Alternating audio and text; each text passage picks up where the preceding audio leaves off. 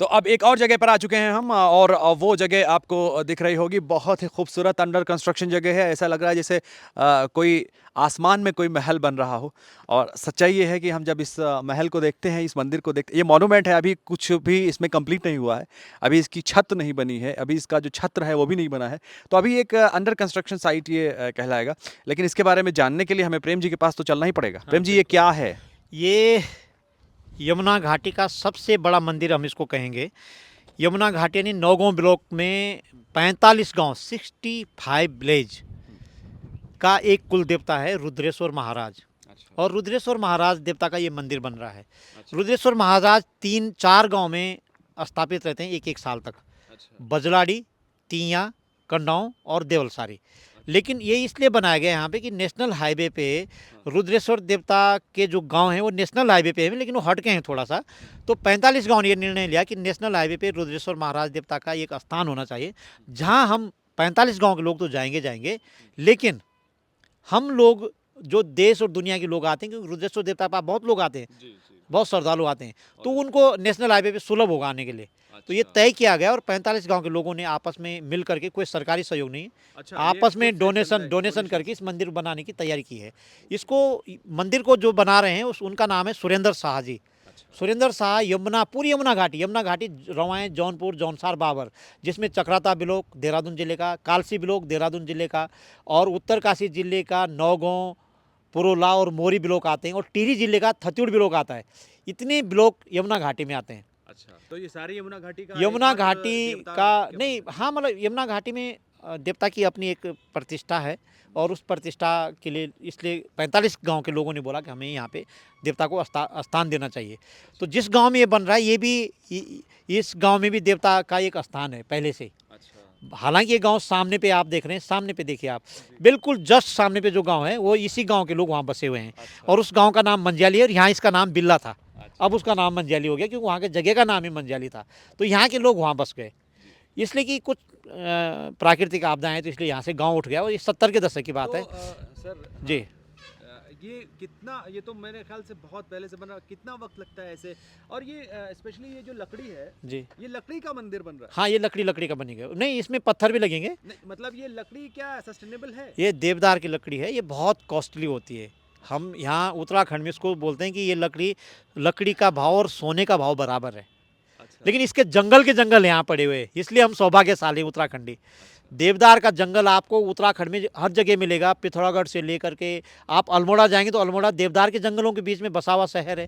अच्छा। अब तो बड़ा शहर हो गया, लेकिन अभी जो भी पेड़ वहाँ पे अल्मोड़ा के बाहर बचे हुए हैं वो भी देवदार का जंगल है। अच्छा, ये जो काठगोदाम है, मुझे लग रहा है इसी नहीं, देवदार का। काठगोदाम में देवदार नहीं होगा। देवदार अच्छा। तो लगभग 2000 मीटर से ऊपर पाया जाता है, नहीं अच्छा। 1500 मीटर से ऊपर, 1500 मीटर। 1500 मीटर से ऊपर पाया जाता है। अच्छा। तो यानी कि आप 35-3500 तो फीट के ऊपर। कितनी लाइफ होती है ये ये जो तो इसकी लाइफ बहुत देवदार ज़्यादा की? है। इसके ऐसे छोटा मोटा पानी से इसमें कोई असर नहीं पड़ता है। हम्म। पर अगर इसमें 3 महीने तक एक जगह पानी टिका रहेगा तो तब ये स्टार्ट करेगा खराब होना। अब अच्छा। पानी आया सूखा तो कोई दिक्कत नहीं है। कोई दिक्कत नहीं। अच्छा। तो अच्छा। देवदार की लकड़ी बहुत कॉस्टली है, पर इसके जंगल हैं यहाँ पड़े हुए। अच्छा। तो अब इस धीरे से इसलिए बन रहा है कि अब लकड़ी नहीं मिल रही है, अच्छा। फॉरेस्ट राइट है, बनों के अपने कानून हैं।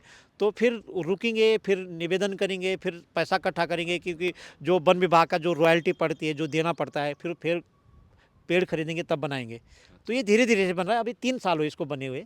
अच्छा, 3 साल 3 साल है अभी, से। 3 साल में 1 मंजिल तैयार हो पाया है, और ये 2 मंजिल और चढ़ेगा ऊपर। अच्छा, इसमें तो काफी अच्छी नक्काशी वगैरह हाँ, सब। तो जो नक्काशी बनाने वाला है उसका काम ही मंदिर बनाने का है। प्लीज कैमरामैन, प्लीज आपसे उसका रिक्वेस्ट काम ही करूंगा मंदिर कि बनाने का है। आप ऊपर आ जाएं और नक्काशी और आप नक्काशी देखिए, थोड़ा सा। आप नक्काशी देखेंगे तो हर देवता की हर भगवान की मूर्ति इसमें बनाई गई है। प्लीज थोड़ा सा नक्काशी को खोलो। है ना? हर देवता की हर भगवान की मूर्ति इसमें बनाई गई है। और मुझे लगता है कि अब अगर मैं मंदिर पे चढ़ूं तो मुझे जूते खोलने ही पड़ेंगे। अच्छा, अभी तो प्राण प्रतिष्ठा हुई नहीं है? तो कोई बात नहीं, लेकिन इतना नहीं, मेरी श्रद्धा नहीं, सभी की है जो मिस्त्री यहाँ काम करते हैं अच्छा, वो वो बिना जूते नीचे, इसके नीचे तो जूते लाते हैं, इसके ऊपर नहीं लाते हैं लोग ना। तो मतलब श्रद्धा का ये असर है। हाँ, तो आप ये देखिए कि यहाँ पर सबकी मूर्ति है। आप देखना, ये बर्मा की मूर्ति है, और ये लगता है कि पता नहीं ये विष्णु की मूर्ति है। नहीं, ये तो लक्ष्मी जी की लक्ष्मी जी की लग रही है ना। हाँ, यहाँ से है, और हाथ में मोहरे हैं। मोर यहाँ इससे दिखने रहे ना, आप पहचान सकते हैं। एक मिनट, लक्ष्मी जी हैं ये? तो ये पूरी नक्काशी जो ये लक्ष्मी जी हैं, भगवान विष्णु हैं, विष्णु है, हाँ भगवान विष्णु है। और ये मेरे ख्याल में ऊपर सांप शेषनाग नहीं, शेषनाग ऊपर हैं, हाँ। उनके मुकुट के ऊपर हैं। विष्णु जी हैं, विष्णु जी शेषनाग, हैं। हाँ, और ये मोर, मोर है, दोनों तरफ उनके मोर मोर हैं, है, हाँ। और भगवान राम हैं, हाँ। और भगवान शिव हैं, शिव शंकर हैं। जी हैं, हाँ। तो इस तरह की ये मूर्तियाँ सब जगह होगी, है ना। तो कुछ शैली ऐसी है कि अब आप इस अगर आप इस शैली को और देखें, ये लकड़ी ही है। ये टोटल लकड़ी, अगर आप लकड़ी। इसको देखेंगे ना ये वाली डिजाइन, हाँ, हाँ। ये वाला डिजाइन थोड़ा आपको बुद्धिज्म की तरफ ले जाएगी। अच्छा, वो गोल गोल आप ये बुद्धिज्म की तरफ ले जाएगी तो हाँ, लग हाँ, सकता हाँ, है अब ये तो पैगोडा स्टाइल स्टाइल है। और हम अब क्या बोलेंगे, अब बुद्धिज्म रहा है कभी हिमालय में, तो बुद्धिज्म ही रहा है, तो उसको भी हम नकार नहीं सकते। मैं शिमला गया था तो सबसे ऊपर वाला जो मंदिर था वो बुद्धों का ही तो सब ये इसको हम, बौद्ध मंदिर था। तो इस जो शैली कहीं ना कहीं से आ जाती है। तो ये इस तरह का है और पत्थर और लकड़ी से इसको बनाया गया है और अभी बनी रहा, अभी 1-2 मंजिल इसके ऊपर और चढ़ेगा। तो रुद्रेश्वर महादेव का यह मंदिर है और इनकी अलग कहानी है कि किस तरह से देवता के रूप में लोगों ने इनको माना है। क्या कहानी है? अब बता देंगे, जब यहाँ के लोग कहीं जम्मू कश्मीर गए थे और वापस आए थे तो एक जगह यहाँ पर है एक पानी निकलता वहाँ पे, तो लोगों को उनके बोझे बहुत भारी हो गए थे। अच्छा। और उनके बोझे जब भारी हुए तो उन्होंने कहा कि भाई ये बोझे भारी हो रहे, तो किसी ने बोला कि ऐसा कैसे हो सकता है, उसने उसका बोझा उठाया तो वो भी भारी। सबने बोला यार बढ़िया, उसने कहा यार अगर तू भारी हो रहा, साला जम्मू कश्मीर से हम यहाँ आ गए, तेरे अंदर अगर ताकत है तो हमें तो प्यास लगी, पानी निकलना चाहिए यहाँ पे। तो तुरंत वहाँ से पानी निकल गया, आज भी वहाँ पानी हो, देवता का पानी बोलते हैं उसको। अच्छा। फिर देखा कि यार ये बोझ, फिर इनका बोझ हल्का, उन्होंने कहा यार इसमें था क्या, अभी तो भारी, अभी इसमें क्या, देखा तो उसमें मूर्ति अच्छा, रुद्रेश्वर महादेव की। तो वो मूर्ति, अब इस कहानी ऐसी है, तो तब से पूजनीय है।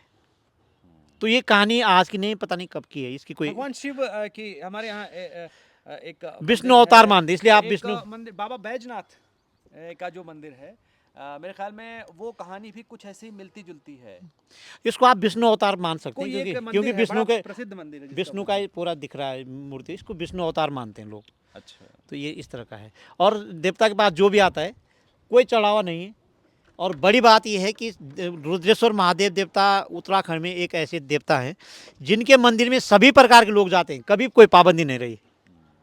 अच्छा, जाति धर्म कोई नहीं, वहाँ सब जाते हैं, अच्छा, तो इसलिए भी लोकप्रिय है देवता यहाँ पर। चलिए, बहुत बहुत धन्यवाद प्रेम जी हमसे बात करने के लिए और इन खूबसूरत वादियों के पीछे का सच बताने के लिए। Thank you.